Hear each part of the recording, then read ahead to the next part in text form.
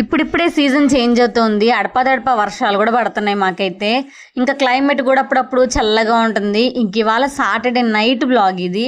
ఏం వంట చేయాలబ్బా అని ఆలోచిస్తున్నప్పుడు ఎంతసేపటికి పిల్లలకి ఏం కావాలి, పిల్లలు ఏం తింటారు, పిల్లలకి ఏది కంఫర్ట్ అని ఆలోచిస్తూ ఉంటాము. కానీ ఇవాళ మాత్రం నాకేం తినాలనిపిస్తుందో అదే చేసుకోవాలనుకుంటున్నాను. ఎప్పటి నుంచో అనుకుంటున్నా నైట్ టైంలో పప్పొంగల్ చేసుకొని తినాలనేసి. కానీ అప్పటికప్పుడే పోస్ట్ పోన్ చేసుకుంటూ వస్తా ఉన్నాను. ఒకవేళ ఎప్పుడైనా పప్పొంగల్ చేసినా సరే మార్నింగ్ టైంలో చేసుకొని తింటాము. హ్యాపీగా పిల్లలందరూ కూడా తినేస్తారు.